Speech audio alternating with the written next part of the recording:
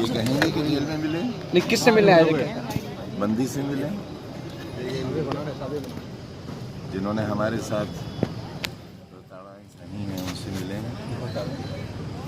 20 दिन के अंदर जो सबसे बड़े अपराधी हो गए हमारे साथ उनसे मिले हैं, बेगुनाहों से मिले हैं, मासूमों से मिले हैं, उनसे मिले हैं जिनके सीने में सिर्फ धड़कन के सिवा कुछ बात नहीं है। आज़ाद हिंदुस्तान के बहुत कमज़ोर लोगों से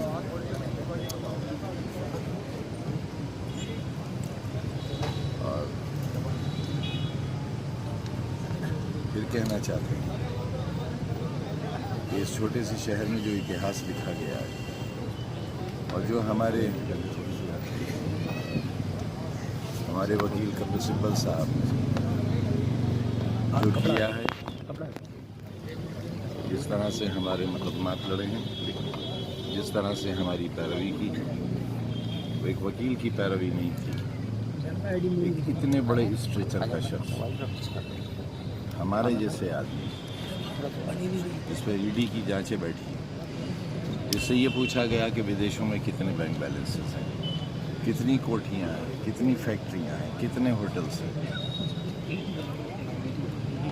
जिसकी ये हैसियत नहीं थी कि वो उनकी एक तारीख की फीस भी दे सकता होता।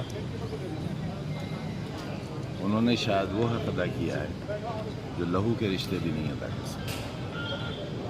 सुप्रीम कोर्ट ने वो किया है, न मेरे धर्म के कोई थे, न मेरी जात के, न मेरे प्रदेश के, न मेरी वाकफियत के, लेकिन इंसाफ के तकाज़ों को सुप्रीम कोर्ट ने ऐसा पूरा किया है और साबित किया है कि विधाता ने जो पावर्स उन्हें डेलीगेट की, उन्होंने उसका सही और जायज़ इस्तेमाल करके ये साबित कर दिया कि अभी कमज़ोरों के लिए इंसाफ बाकी है और जब तक उन जैसे लोग इंसाफ करने वाले दुनिया में बाकी रहेंगे और हिंदुस्तान में खास तौर से कमज़ोर चीज़ें जिंदा रहेंगे। आजम भाई पूरे देश की जाने की क्या तैयारी है सर? आजम भाई पूरे देश की निगाह आपके ऊपर है कि कल सदन में जाएंगे या नहीं जाएंगे? बजट सत्र है,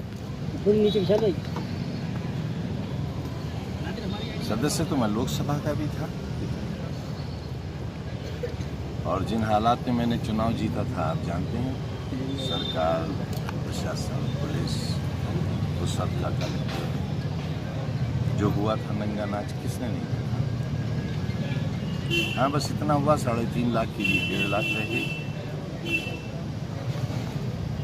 मैं तो तकरीबन 3-3.5 साल में पार्लियामेंट रहा, जिनमें 2 साल में जेल में था, लेकिन मुझे रहने के लिए आवाज़ नहीं दिया गया था।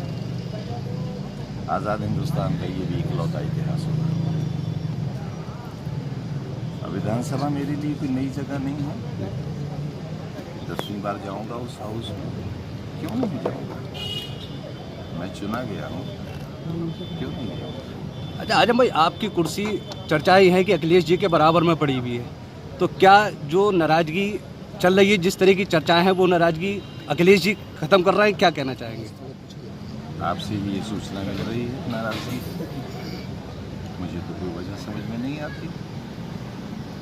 दूसरी ये कि नाराज होने के लिए कोई आधार चाहिए।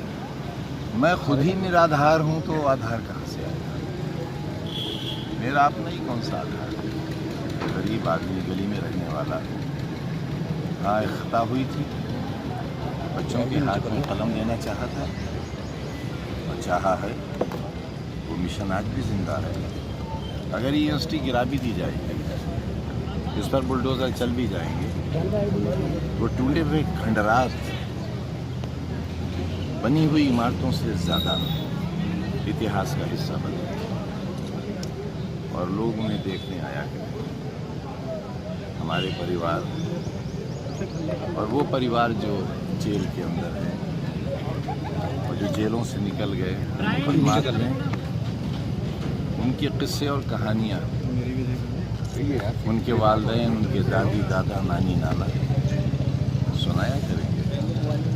वो बताएंगे कैसा अन्याय हुआ था, हमारे किस्से सुनाए जाएंगे। हम पर हुए जुल्म की कहानियाँ सुनाई जाएंगी। क्यों भाई, क्या उसे भुला दोगे?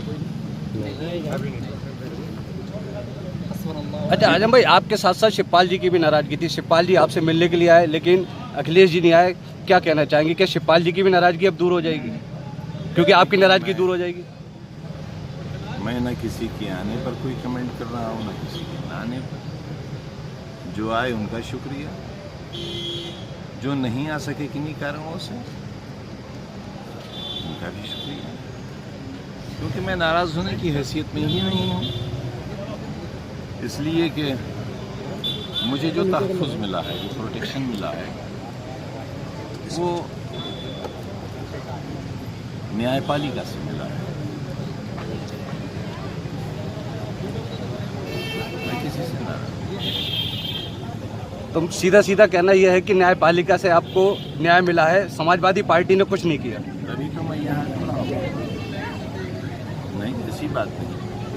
आप जो कह रहे हैं इसको मैं सरे से नकार रहा हूँ। जो जितना कर सके मेरे लिए, दूसरे राजनीतिक दलों के जिम्मेदारों ने कहा कि मेरे साथ, और न सिर्फ मेरे साथ बल्कि मेरे तमाम जिस परिवार के साथ, वो परिवार नहीं जिसमें मेरी बीवी बच्चे आते हैं, बल्कि मेरा राजनीतिक परिवार, मेरे रामपुर का परिवार, सबने कहा कि मेरे साथ जुल्म हुआ है, नाइंसाफ़ी हुई है। मैं सबका शुक्रगुज़ार हूँ।